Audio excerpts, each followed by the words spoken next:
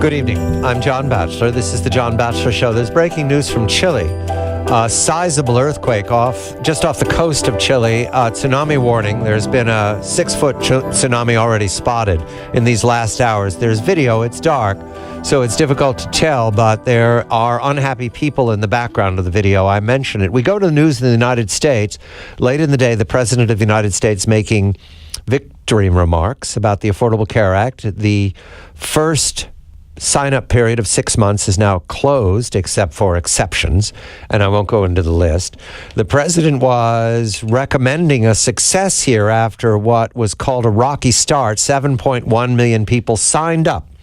I don't have any more of what that means, but later in the program, Mr. Kudlow, my colleague and co-host and friend, and I will be discussing in specific the Affordable Care Act with Lonnie Chen from the Hoover Institution. I go to the economic news, which seemed positive today. The caveat that Mary Barra, the new CEO of General Motors, testifying to the House, the Senate tomorrow, about an ongoing investigation of ignition switches that were not solved before the bankruptcy and not solved after the bankruptcy. The car, Cobalt in question, has been discontinued. However, Mary Barra used words like unacceptable and very disturbing about this ongoing investigation. General Motors remains under review because of the events of 2009. This is exactly that period when engineers met before the bankruptcy, identified a problem, but it wasn't solved. The driving story for me today, and Larry, a very good evening to you, is the Janet Yellen remarks of these last hours about long-term unemployment. I'll set it up as best I can and then correct me, Larry.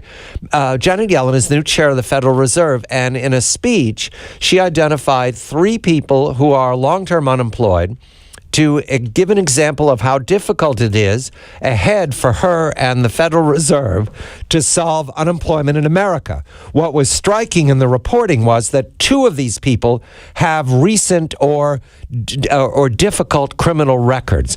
There was a lot of upset and unhappiness about Janet Yellen's remarks. Larry, what I took from it is that Janet Yellen was telling an anecdote. And that's exactly opposite of what you've recommended these many months about the Federal Reserve. You want rules that everybody can see so that when the Fed meets its goals, we all know that the markets will be moving together with the Fed rates. How did you regard Ms. Yellen's remarks? Good evening to you, Larry. Good evening, John. Thank you. There's a lot of strange things about what she said in this speech. You're quite right about rules. I mean, using anecdotes about unemployed people, particularly with sloppy staff work. Two of them did have a criminal record, but I'm going to let that go. I don't think that was the worst part of the story. You're quite right. I would prefer rules, either the John Taylor rule, which is really an inflation rule, or using open market prices like commodities or gold or the exchange rate of the dollar or bonds.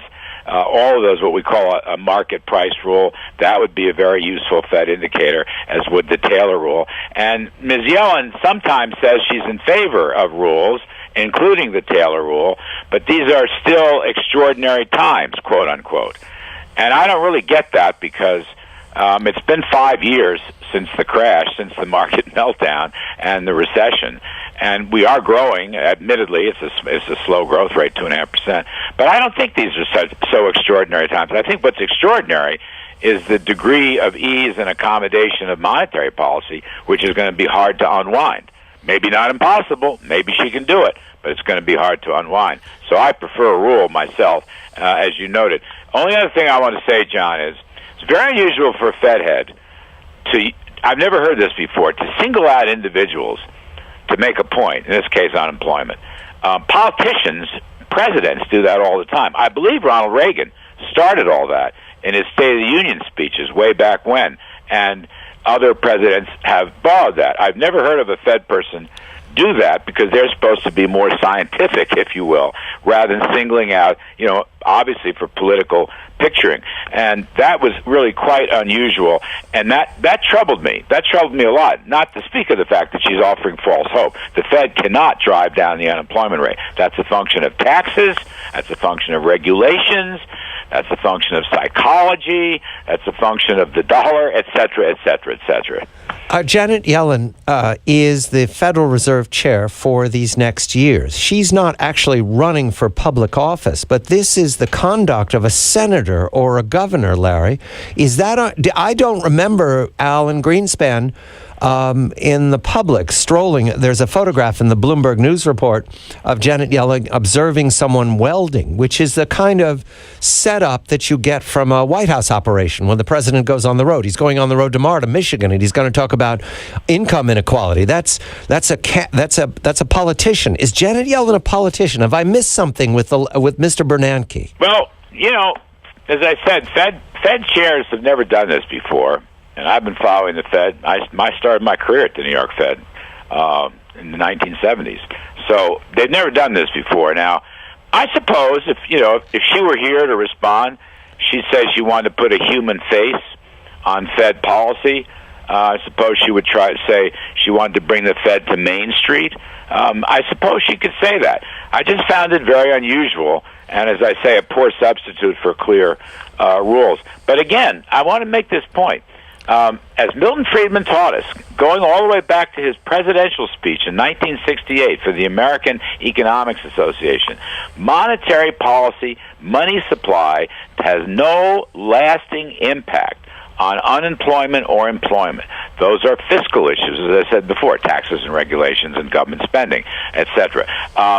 She's offering false hope. It's a bad model, John, and if you operate from the wrong model, you often get the wrong results.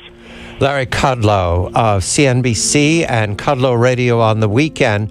We're going to turn to a story implicit in Janet Yellen's presentation of these three long-term unemployed people. Implicit is what the president will be speaking of tomorrow in Michigan. Income inequality, it's said to be the driving theme right now of the domestic policy of the Obama administration. It is also, as we will speak to Jimmy Pethokoukis of the American Enterprise Institute, an intellectual debate that's going on in Europe and in America for right now looking to the rest of the century. Income inequality, what is to be done, and is taxation of the rich the answer? I'm John Batchelor. This is The John Batchelor Show.